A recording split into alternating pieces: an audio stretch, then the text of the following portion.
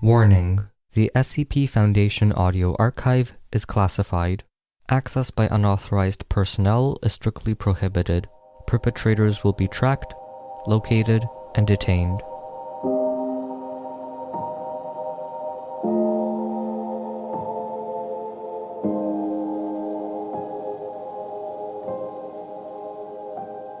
What a dummy. Item number: SCP-1114. Object Class: Euclid. Special Containment Procedures: SCP-1114 is to be contained in a secured modular locker at Storage Site 12.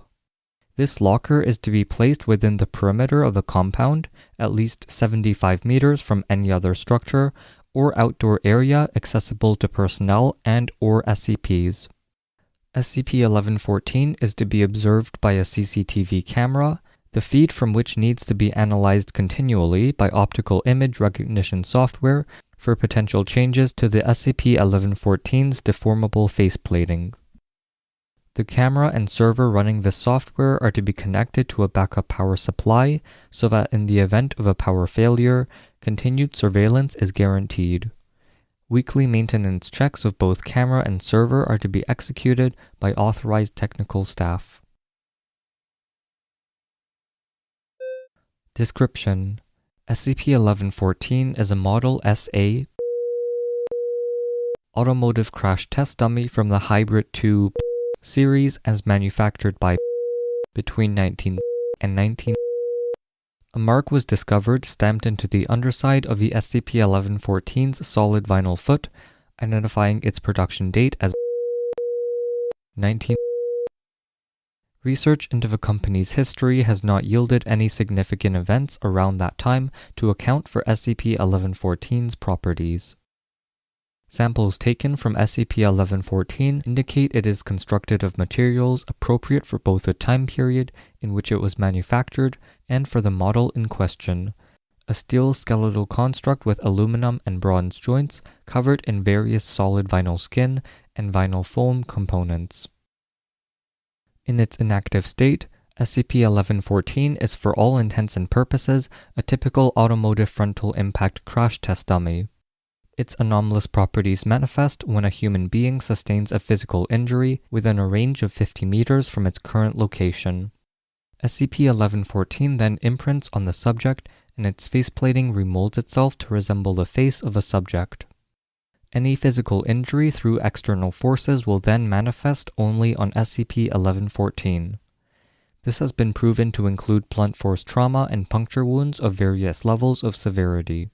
Strikes with blunt or sharp implements will appear to bounce off a subject, but if the blow would have severed any part of a subject's body, it will sever a corresponding part on SCP-1114. However, tests have also demonstrated that while the damage itself is not applied to the subjects, the pain is. When trauma is induced, subjects exhibit behavioral patterns appropriate to a person receiving that trauma. This includes screaming, weeping, and on a physiological level, loss of consciousness. This effect has been observed to be reciprocal, with any damage done to SCP-1114 manifesting on the body of a subject imprinted on. When SCP-1114 is damaged, test subjects immediately develop the appropriate trauma and according sensations. If SCP-1114 is displaced by the injury caused, this movement does not appear to carry over to the subject. Damage done to SCP-1114 when in its inactive state does not seem to have an abnormal effect. Damage shows up and remains on SCP-1114 until it next activates. At that point, all damage disappears as described below.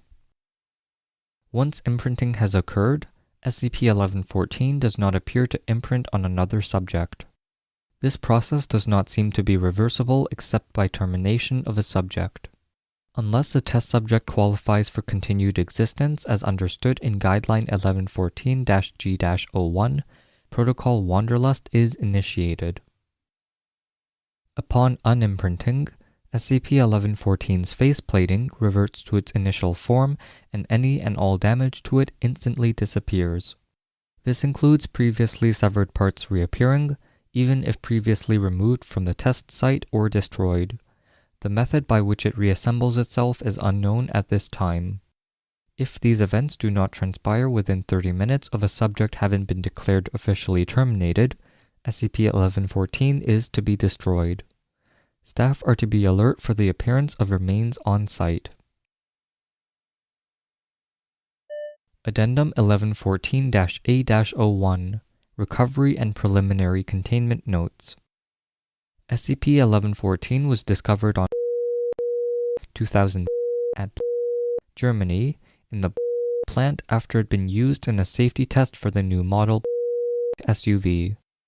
Foundation operatives were called in after sleeper agents within the plant made contact and reported the incident. A press release was sent out detailing an unfortunate industrial accident.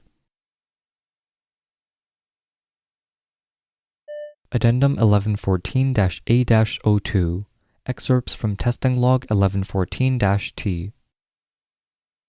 Test Designation 1114-T-01 Name or Personnel ID Dr. Test Subject 1 common chimpanzee, Pan troglodytes, 1 short-beaked common dolphin, Delphinus delphis, 1 chicken, Gallus gallus domesticus. Summary goal: to see whether SCP-1114 is able to imprint on other species. Transcript: all animals were sedated and strapped in place to secure ease of handling. A needle was inserted into the chimpanzee's left upper thigh. No change to SCP-1114's faceplating occurred within the period of 30 minutes following the initial injury, and the chimpanzee was taken back to its cell. A small cut was made in the dolphin's dorsal fin. No change to the SCP-1114's faceplating occurred within a period of 30 minutes following the initial injury, and the dolphin was taken back to its own tank.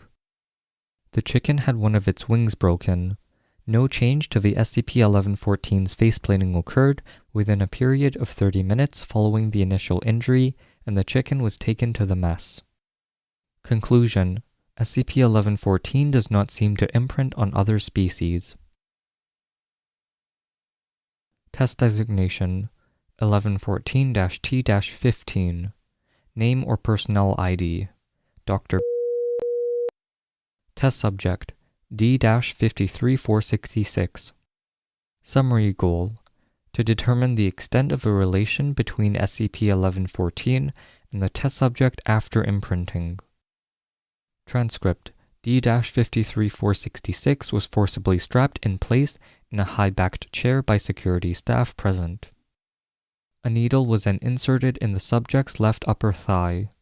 The image recognition software registered a change to SCP-1114's faceplating after approximately 5 minutes. Dr. then instructed one of the security staff present to hit D-53466 over the head with his baton. D-53466 pleaded loudly, but was struck as instructed. No injury presented itself on subject's body, but SCP-1114 immediately developed a large dent in the area where D-53466's head had been struck. Subject did exhibit signs of distress after the blow, complaining of severe pain and repeatedly attempting to reach for his head. After this test, SCP-1114 was remains were collected and disposed of as per regulations. Conclusion: SCP-1114's imprinting on subject does not transfer feelings of pain to SCP-1114, only physical damage to subject's body. Test Designation 1114-T-53 Name or Personnel ID Dr. Test Subject D-92832. Summary goal: to determine how damage done to SCP-1114 affects test subjects. Transcript: D-93832 was strapped down as per testing protocol. Subject was extremely apprehensive and agitated, requiring several security personnel to restrain him. Dr. left the room and returned with a sedative. After forceful application of said sedative and a small time spent waiting for it to take effect, testing proceeded. A needle was then inserted in the subject's left upper thigh. A change to SCP-1114's faceplating was registered after approximately 3 minutes and 20 seconds. Security staff was then instructed to discharge his sidearm at the SCP-1114's head at point-blank range. D-93-832 was allowed to recover from the effects of a sedative in his cell. Dr. was returned to his next of kin in a closed casket. Conclusion: testing protocol needs revision. We need to very carefully match the faceplating against all personnel in the activation radius, not just test subjects.